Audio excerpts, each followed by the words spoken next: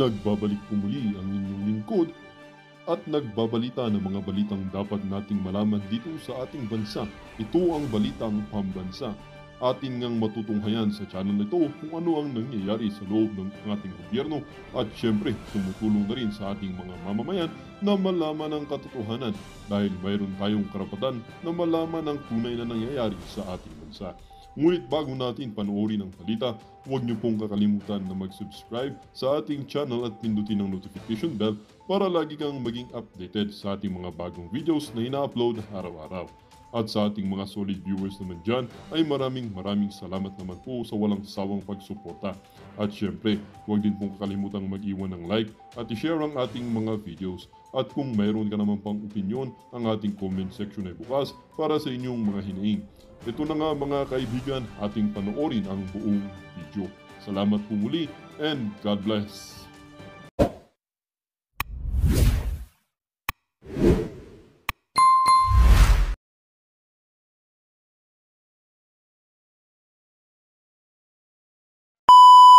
Mababa na sa ating mga kababayan dahil umasta na namang eksperto itong si Marcos Jr. Hayaan ho natin sa mga inhinyero yung trabaho na yan. Kung bumagsak, habulin yung mga dapat habulin pero para isisi sa nagdaang administrasyon yan, yun ho ay malaking kalokohan. Dito sa video na to, umpisahan ho natin ang ating talakayan dito kay Robert H. Barbers. So, Robert H. Barbers, gusto ko nating sagutin punto por punto itong kanyang mga banat na to doon sa mga nagsampa ng libel case laban sa kanya. Ito mga kababayan, if those who filed the libel cases against me all felt alluded to as narco-vloggers, then it could be seen or interpreted that indeed they were. Bakit kayo masasaktan kung hindi kayo guilty? Ito ang tanong dyan. Bakit kayo mag-iimbestiga, magpapatawag ng vlogger kung hindi rin kayo guilty sa mga sinasabi ng mga vlogger na pinapatawag nyo dyan sa House of Representatives at kung hindi sila dumalo, nag-aalburoto kayo? Uy, kung hindi ka naman pala totoong drug lord, bakit nasasaktan ka, ha? Bakit nasasaktan ka doon sa mga vlogger na di umano naglabas ng mga di umanong ganyang klaseng impormasyon sa social media, di ba? Ano ba sinasabi nitong mga vlogger na to? Ano ba sinasabi ng mga naglabas ang article sa social media na di umano? Ito no, ano lang naman to siguro. Pero tayo, hindi ho tayo naniniwala dyan. Tayo dito sa PH Update na itong si Robert H. Barbers, isang drug lord. Di ho tayo naniniwala dyan. Hindi ho tayo naniniwala. Kaya ang pinagtataka ho natin dito, bakit sobrang nag-iinit siya dyan sa issue na yan. Tayo tatanungin, kung drug lord dyan si H. Barbers, di tayo naniniwala dyan.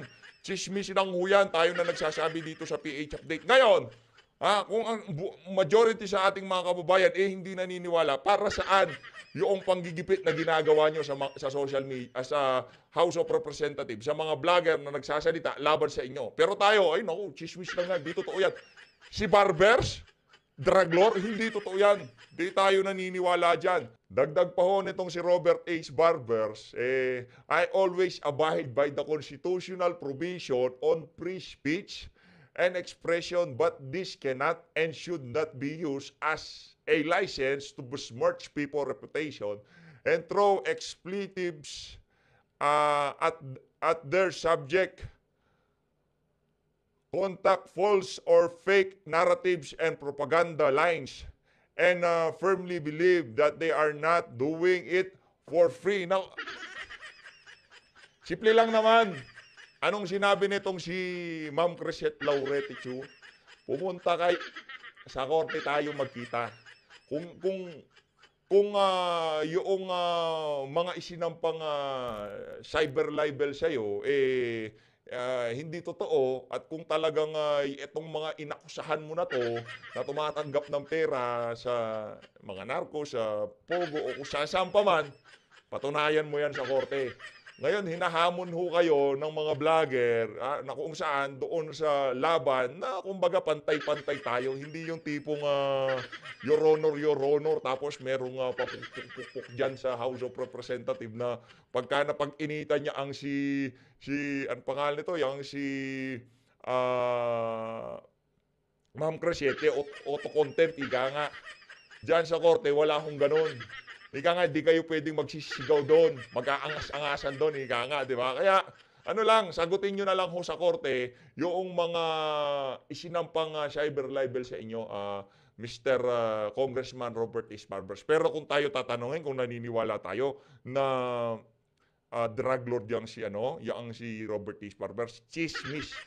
Walang katotohanan yan. Tayo na ho nagsasabi, di totoo yan. Drug lord. Kayo maniwala dyan. Eto, dito tayo. Dito tayo, dito. Oy, Barbers, oy. Tignan mo naman dito sa PH. Pinagtatanggol pa kita, ha? Oh, ano sasabihin mo? Walang iya ka. Oh, ito na, dito tayo kay Bangag. Na-inspection na natin. Nandito si Secretary Manny Bunuan. Parang Nag-inspection tong Bangag, anak ng toko. Para saan yung inspection? Ang dapat mong gawin, magbigay ka ng direktiba na dapat as soon as possible maging operational yung tulay na yan. Baka pagka nag-uulan na naman, nagbababaha na naman, kailangan yung tulay na yan. Nakita ko natin na parang para pagka bumabaha, dire-diretso ang daloy ng trapiko. Ngayon, dahil sa pagpa-photo ops mo na yan, maaantala ang rehabilitasyon o maaantala ang renobasyon diyan sa na yan, diyan sa tulay na yan, di ba? explain ko ano yung nangyari dito. Ang ending nito, ang kapulot-tulo nito, design flaw. It is a design flaw. Mali yung design. Ang history kasi nito, dapat ang funding nito was supposed to be, ang project cost nito is 1.8 billion. So binawasan to under 1 billion para makamura. Ayan, inayos ngayon, ginawa ngayon yung detailed design. Design is really weak. Dahil kung tutusin ninyo,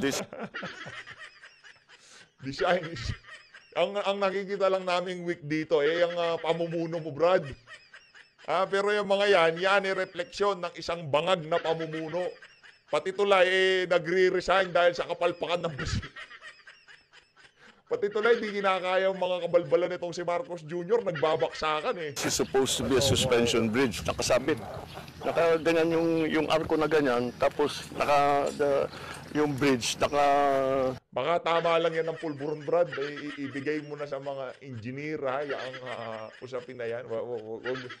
Wag na ho kayong umi-extra pa kayo Yung tipong lahat na lang alam. Ganyan ho yung mga mga bangag. Naku, kahit madaling araw, mantakin nyo gawang electric pan, gumagana ng electric pan, sinusubukan nilang ayusin. Walang problemang electric pan. Di ba? Ganyan ho sila. Suportado ng kable. Ito lang ang suspension bridge na nakita ko sa buong mundo na hindi kable. At yan na mismo ang bumigay. Ayan, diyan bumigay yung bakal. Kung kable yan, hindi dapat bumigay yan. Tapos yung pag-anchor ng support, tignan ninyo, doon lang sa baba. Dapat sa taas yan hanggang sa taas para hanggang sa taas para yung buong ito ang nagsusupport sa kanya. Yan.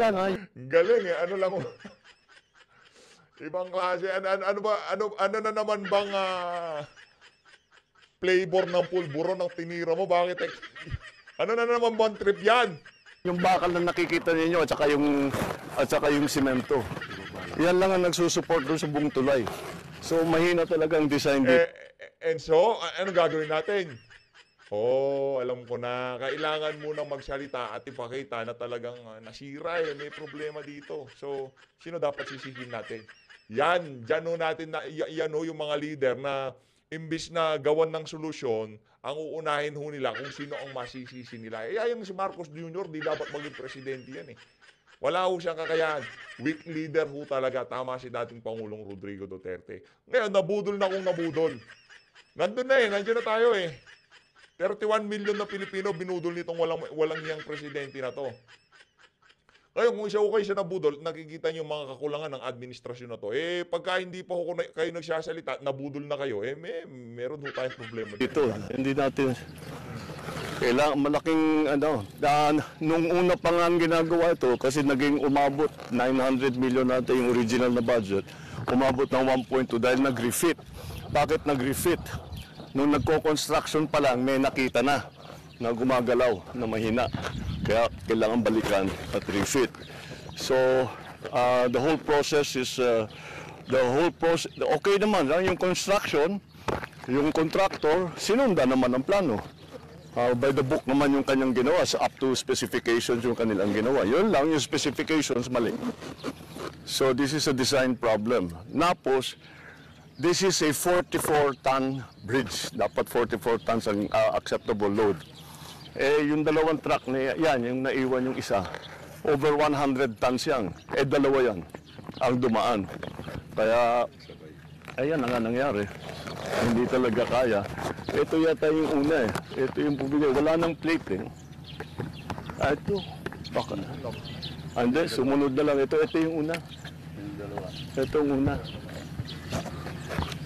Tama. Kaya nakaganyan yan. Hindi dito. Dahil tama. Dito bumigay. Ganyan. Hinila lahat ito. So, we have no choice. We have to go back.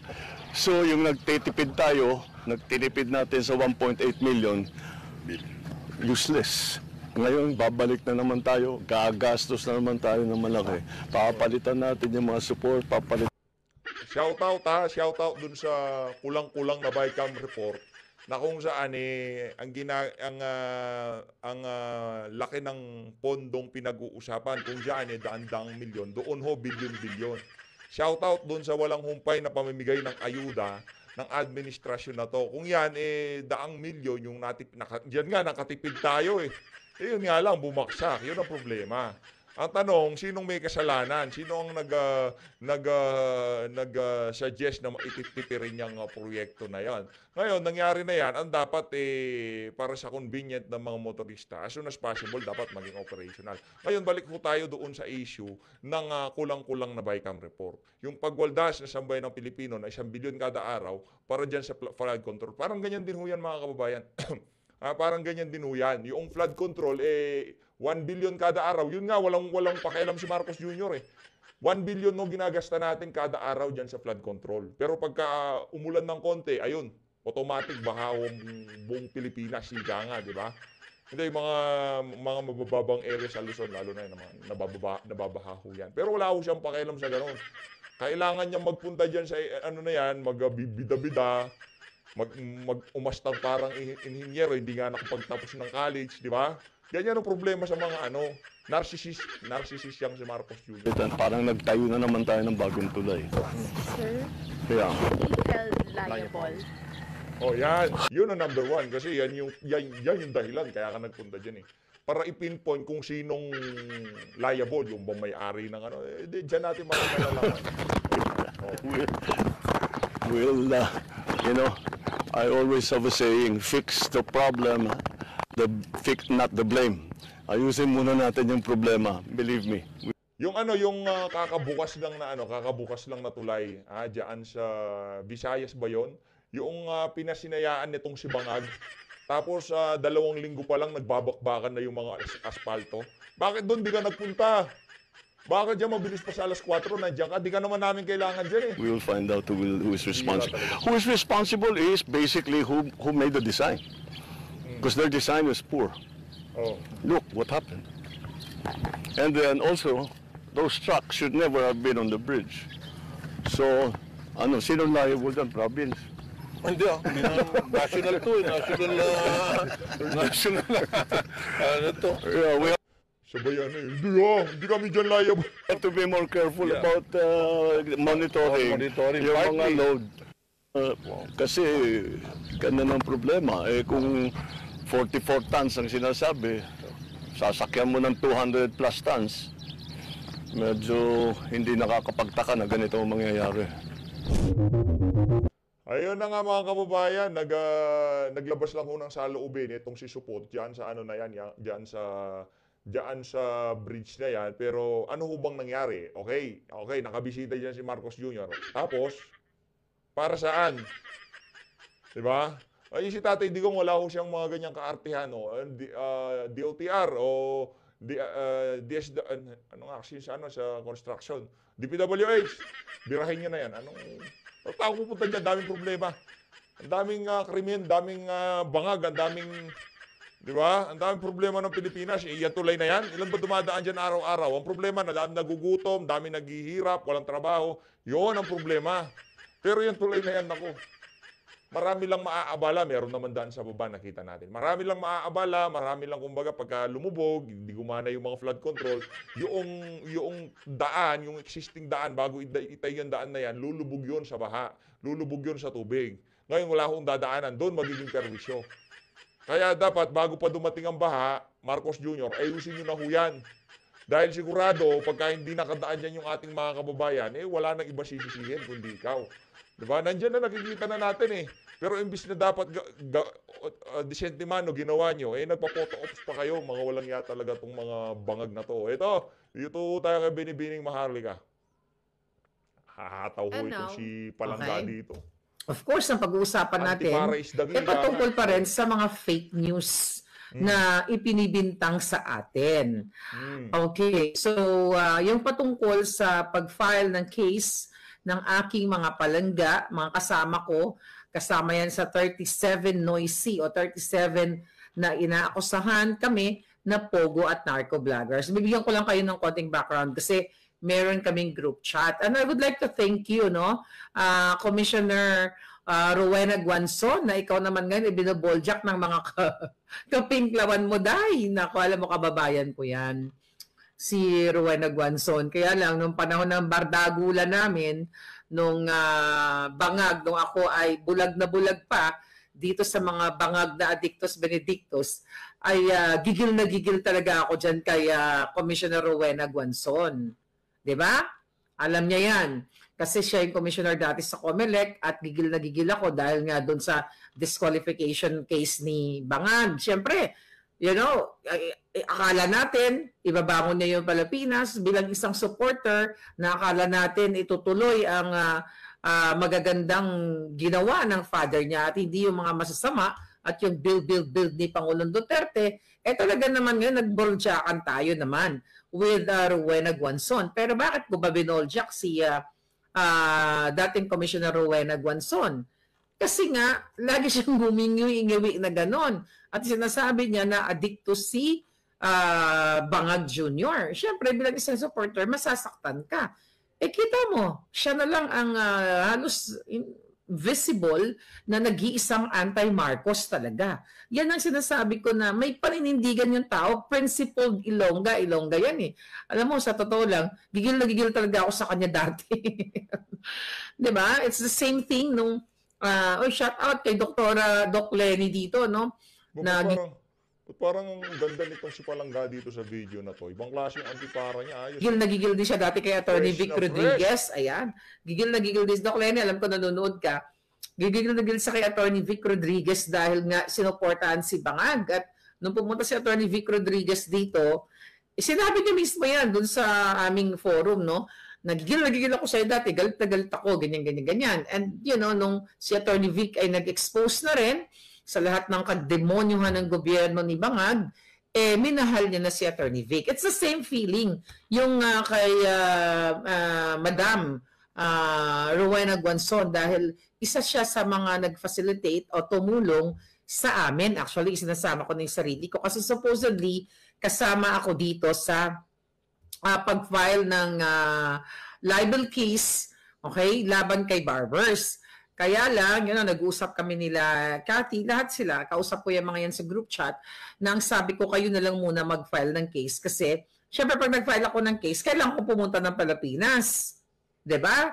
Alam niyo naman, pagtungtong ko pa lang sa airport, tatamnan na ako ng pulburon ni Lisa Tan. Yung antipara ni Madam, paglapag pa lang na paglapag, baka pagkapasok pa lang sa airspace ng Pilipinas, wala na eh. Doon pa lang yung mga martial di ba? Ganyan katindihan si Binibining Maharlika, di ba? Napapasok pa lang sa airspace ng teritoryo ng Pilipinas. Doon pa lang pupusasa na uwi si Binibining Maharlika. Ganyan katindi ang galit ng administrasyon dito kay Binibining Maharlika. Ganun Kaya hindi pa diyan ka muna, Madam. At sasabihin, ibabaliktad na ako ang nagpupulburon. No. So bakit ka papasok sa laban na alam mong hawak ng mga demonyo pati airport? 'Di ba? Kaya sabi ko sa kanila, you just go ahead.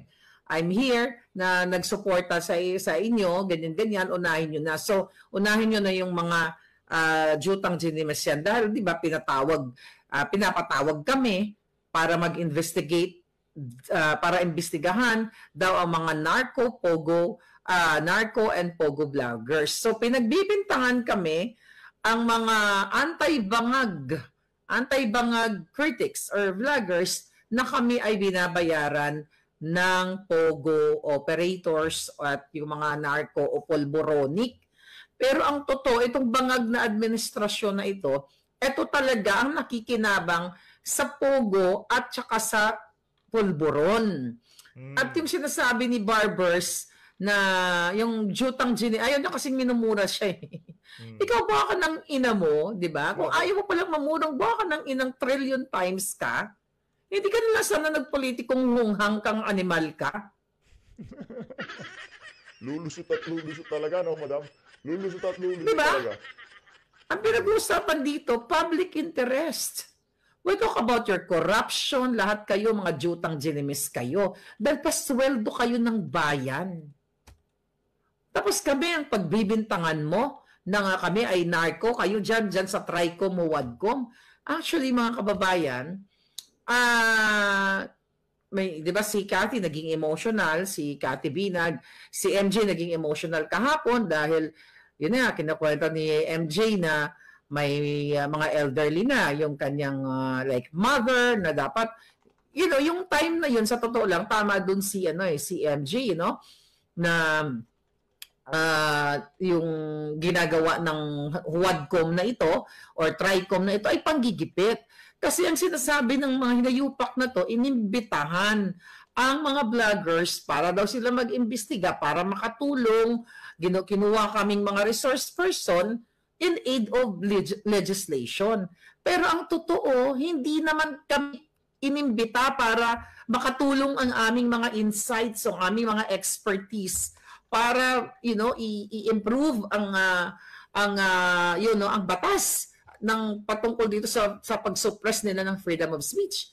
Sabi nga ng batas, hindi ka pwedeng, you know, gumawa ng batas na supilin, okay, ang ating malayang pagsasalita, pagpapahayag ng opinyon at kung ano pa. Kaya nga pa ulit-ulit nating sinasabi, mga kababayan, kung gusto pala nila na magkaroon ng you know, mga vloggers. Kasi if you talk about vloggers, huwag ka lang tututok dun sa anti-bangag vloggers. Marami mga entertainment vloggers na nagpapakita ng mga latbi nila, mga kabigaan, kadyutahan. Naku. Marami dito pagkatapos nilang pinanood tong video na to, bubuksan na yung app na kulay itim ang icon, tapos pampatulog nila habang scroll sila. Diba? Yung nagpapakita ng latbi, sabi nito. Yun, hindi na niya gagawin kasi bistado ka na, Brad. Diba? Diba? Pagkatapos itong video na to, ang pinaplano mo, bago ka matulog, pupunta ka doon sa app na kulay itim ang icon, tapos doon ka i-scroll, gano'n, diba?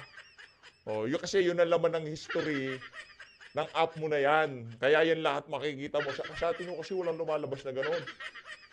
Yung mga pakending-kending, wala akong gano'n. Puro ano lang talaga, puro Duterte lang yung mga content na lumalabas doon sa ano natin na yun. Na nakakasira ng, you know, ng mga kabataan. Marami mga kabataan ngayon na nag-aspire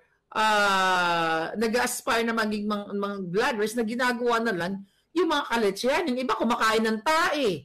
Hindi, di ba may mga ganon? Yung iba kumakain ng, you know, yung mga ganon. Yung iba, pinapakita yung bilat na parang magbuka-buka ng mga kipay nila para magka-views lang, katulad ni Lisa. Ano nangyari dito kay Binibining Maharlika? Nagpatuslok din ba siya? Parang bumata ng 5 taon tong video niya na to. Baka filter siguro. Naninibago ako eh. Di ba, nangingidnap yung... Kung filter naman kasi to, nakasalamin siya ba? Paano gumagana, no? Jutang ginimes na yan. Sabi nga ni Pinoy Ako PH, the most sued government ever, bangag administration. So ngayon, mga kababayan, kaya naman, yung pag-file ng libel case, cyber libel case, dito kay pangalan nito, kay Barbers, ay deserve niya. Okay? Pero ngayon, tignan natin. Okay? May sinasabi siya na parang duwag daw itong mga tayo, 37 vloggers. You know? And ginagamit lang daw natin. Mamaya basahin ko yung statement niya, no? Ginagamit lang daw yung batas para magtago kami or iti-take advantage daw yung batas para magtago kami at hindi kami pupunta dyan sa kanilang TRICOM hearing na yan. Kung hindi ka naman kabubububuhan, kajutang Jinemis, hindi ba isang matapang na hakbang ang ginagawa? Isama ko na yung sarili ko, well, yung mga palangga ko dyan, although I'm not included sa nag-file ng case, hindi ba isang matapang na hakbang ang ginawa ng mga anti-bangag vloggers, nakasuhan kang hinayupa ka sa pag-aakusa mo sa amin na kami ay narco and pogo vloggers. Dali na pakalat yung fake news eh. 'Di ba? Na kami ay trolls. Pero ang baka ng Jinemes kayo, si Lisa Tanas at si Marcos Bangag ang mayroong trolls. Kahit tignan nyo ang kanilang account ngayon, ang dami ko ng mga in-expose dyan, mga screenshots, na mismo yung nung Presidential Communications Office na yan ang nagpapakalat ng fake news. Yang si Bukangkang na tinanggal nilang undersecretary. Di ba? Meron tayong screenshot na pinersent na allegedly siya ay kumukubra ng 3 to 5 million not dollars, pesos, mga kababayan, na budget para sa kanilang mga bangag vloggers or pro-bangag vloggers. Okay? Siguro binibigyan na ng barya pero malaki pa rin itong mga pro-bangag vloggers, tapos according to our source ay bumubulsa ng 3 to 5 million pesos. Ngayon, ito si Lisa Tanas, di ba, sinabi ko sa inyo, meron din tayong source dyan na may binabayaran siyang firm na 5 million a month. Ang firm na binabayaran ni Lisa Tanas para mag-trolling, magsabi na siya ay mudlo, na hindi siya mudlo, hindi siya butod. So bakit tayo lang ang iniimbestigahan na anti-bangag vloggers? So makikita mo talaga na ang target nila is tayo, right? Trollbuster. Okay, basahin natin to. Okay. So dahil nga doon sa pag-file ng case kahapon dyan sa Pilipinas, nila Cathy, I hope makausap natin si mga palangga natin no, soon. Excuse me. Ngayon, ang sabi dito ni vloggers, bakit kayo masasaktan kung hindi kayo guilty? Alright? Sabi dito, dahil nga sa pagsampa ng libel case sa Quezon City Prosecutor's Office ng ating mga palaban at matatapang na mga anti-bangag vloggers laban nga dito kay Barbers, siya ay talagang sinasabi niya na bakit kayo masasaktan kung hindi kayo guilty? Mamaya isa-isahin natin yun. Ako po, yan na. Kung natatandaan ninyo, noong December, nagsumulat itong si Barbers sa NBI na imbestigahan, ang sabi niya na imbestigahan ang narco vloggers na posibleng connected sa mga pogo. Actually, hindi niya lang sinasabing allegedly. Marami siyang mga interviews outside sa kanyang parliamentary immunity sa loob ng Congressista, House of Congressman, mga kababayan, na talagang mayroong malisyosong pag-aatake sa amin na kami ay pogo or narco vloggers. Imagine mo, 'di ba? Dahil kasi 'di ba, may lumabas kasi na article, I forgot kung saan galing 'yon, na si Barbers ay inakusahan nung particular I think taga Bukidnon din 'yun yung sumulat na 'yon. Na inakusahan siya at ang kanyang mga pamilya na mga pulboronic diyan sa kanilang lugar. Kaya galit na galit siya ngayon, 'di ba? Kaya nga dapat ikaw ang imbestigahan ng NBI na hunghang ka. 'Di ba? Ikaw dyan ang head Barber, sunghang ka pala eh. ng House Committee on Dangerous Drugs. Pero ayaw mong ipatawag si Cathy Binag patungkol sa accusation niya na si Marcos Jr. ay isang addictus benedictus at si Lisa Tanas, kidnapper, tsoktsakkera, smuggler, ay inabutan siya ng droga o pulburon. Di ba, ikaw yung head. Pero gusto niyong punteriyan dahil magkakasabwat kayong hinayupak kayo na talagang patahimikin kami. You know why? Mga palangga, alam naman natin, alam nyo naman yan, na kaya kami pinapatawag dyan sa committee na mga huwad committee na yan, o TRICOM na yan, kasi nga ikukontempt kami. Diba? As kayo dyan, ako gugurgurin talaga ako dahil, prior to that hearing na yan, si Lisa Tanas at si Robles kasama yan sa kaso ko na mayroong nagbigay sa atin na na impormante, nagugurgurin, na pinagugurgur nila ako. So kaya itong nangyayari sa ating mga palangga, actually slight lang, wala pa to sa nangyayari sa akin. Sa ginagawa nilang, akala nila kasi madidrain nila ako physically, mentally, financially. Yun kasi yung target nila. Alam nyo naman, last year, sunod-sunod yung kinasa nila sa akin. 4 cases, lahat yung defamatory. Hinabol nila ako dito, di ba? Civil case yun, mga palangga. Kaya nakapag-file sila dito at ginagastos nila ang kaba ng bayan. At ang isa nga, dismissed with prejudice. At yung isa, yung una, napag-alaman ko, tumawag pa talaga sa kanyang mga amiga, mga kaibigan na, sabi niya, papailan ko ng kaso si Maharlika kasi poponduhan at si Liza Marcos, silam ang magbabayad sa kanyang lawyer's fee. Kaya ngayon, umiikot ang tumbong ng mga buwakan ng inang to, di ba? Na pinaimbestigahan din, ipinapropose nila yan. Isa sa mga cases ko dito, mga kababayan, pinapropose nila, gusto nilang malaman yung finances ko. And I will fight. Okay? Kung sino ang gumagastos daw sa case ko. Yan ang challenge ko sa mga bangag na ito. Okay?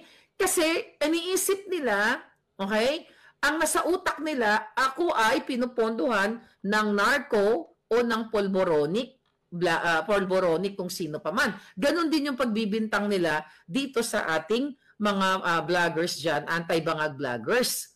Wala silang makikita hanggang sa huling laban na ito, wala silang makikita na ni piso ay nagbigay ang narco o pogo sa akin o dito sa itong mga palangga ko. Dahil ang nakikinabang sa narco at pogo ay si Marcos Jr., si Lisa Tanas, election season pa lang. Yung isa yan sa mga expose ko at eto nga eto sinasabi ko. Mga kababayan, ang pagpapatawag sa atin sa Congress sa aming mga NARC 37 ay talagang para i-contempt kami, para ikulong kami, magkamaliman kami ng, actually kahit hindi ka magkamali ng iyong pagsagot, ay ikukulong ka talaga nila gamit yung panangga nilang contempt. Kaya matatapang yung mga buwaka ng inang yan. Hamunin, yung mga hayop na yan, yung mga kongresista na yan, katulad ni Abante, ni Fernandez, pag wala na kayong immunity, mga hinayupak kayo, di ba?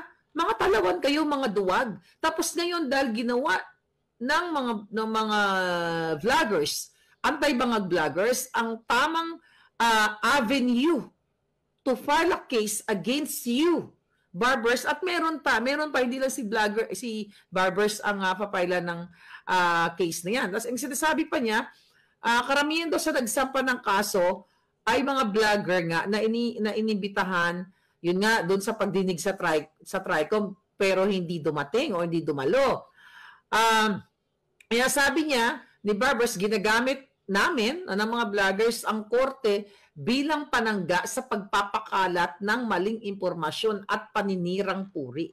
Paano namin ginagamit ang korte at panangga? Yan ang fair square na laban.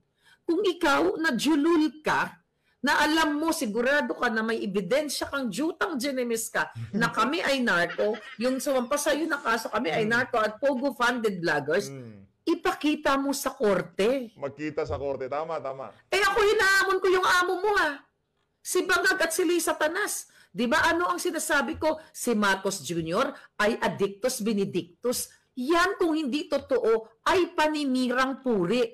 Pero bakit takot yung hinayupak na yan na mag-file ng case against me? Which is sinabi nila noong July na makikipag-ugnayan sila sa Amerika. Dahil, deepfake or fake news or fabricated or, manipulated yung video. Bakit hindi sila mag-file ng case? Presidente yan. Yan si Lisa, kung si Cathy Binag nga, hindi nila ma-file ng case. Diba? About sa paggagamit nila ng pulburon at sa involved nila dito sa pagsingot and everything, kasi alam nila na may matibay na ebidensya. Kasi once na nag-file ng case against kay Cathy, against sa akin, diba yung video na yan na ipinakita ko sa inyo mga kababayan, although na forensic examine na yan, i-examine uli yan ng korte at doon magkakaalaman kung si Maharlika ay nagsasabi ng katotohanan na yung video na yon ay authentic. Kasi magkakaroon both parties, magkakaroon yan ng pagsusuri at mayroong independent, na magsusuri sa video na yan. Takot na takot. Kasi yan paninirang puri yan. Kung hindi yan totoo. Yung sinasabi ko na si Lisa Tanas, si Lisa Marcos, si Teddy Boy Locsin ang kanyang asawa, ang DFA, ay naggumawa ng fabricated crime at nagsabwatan para tuluyang makidnap nila ang 2 bata mula sa Turkey. At nandyan na ngayon sa Pilipinas at hindi nakakausap ang kanilang ina dahil pinakidnap. Diba? Nakipagsabwatan si Lisa Tanas sa tatay ng mga bata dahil according to distressed mother ay magkasabwat sila sa mga illegal na business. Etong sinasabi ko, defamatory ito kung hindi ito totoo. Kaso takot yung mga buwaka ng inang, even yung si Francis Lloyd Chua, takot siya kasi may mga ebidensya na sa loob ng iPad na magkasabwat sila ni Lisa. The reason why nabigyan ng protection si distressed mother sa Belgium. Kaya nga, abangan niyo po, yung busy pa kasi siya eh. So, hindi pa namin ma-release yung video. So, ibig sabihin mga palangga, because we talk about what dito? Fake news, trolls. Okay? Galit na galit itong mga hinayupak na ito, katulad ni Barbers sa amin, kasi sinasabi namin ang katotohanan. Kahit murahin namin ikaw, buha ka ng Genemis ka, Barbers, 10 ng pamilya mo, na nakikinabang sa pera ng bayan, sa pinapasweldo sa iyo, o kung may mga illegal kang mga transaction, buha ka ng ina mo dahil yan ayaw mo marinig, di ba? Karapatan ko yan.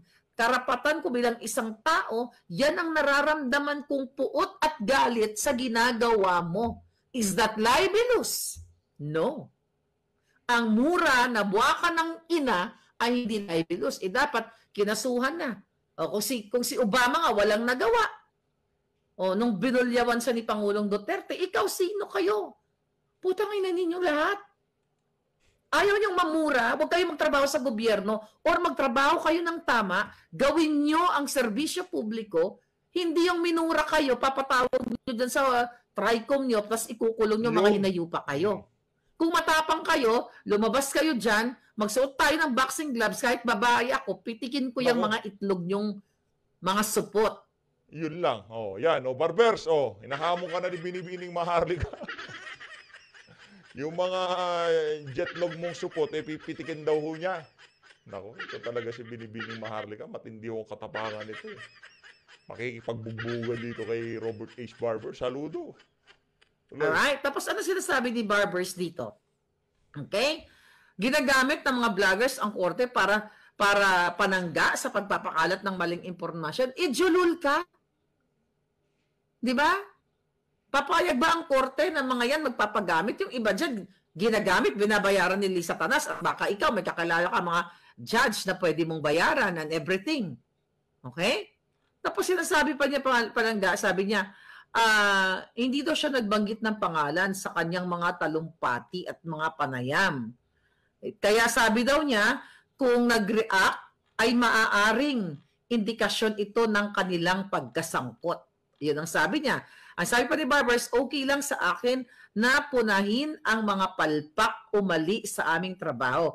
Pero pag mumurahin o babastusin nyo na kami ng walang malinaw na dahilan at deliberate na di kukunin ang aming panig sa isyu, ng inyong pagbablog isang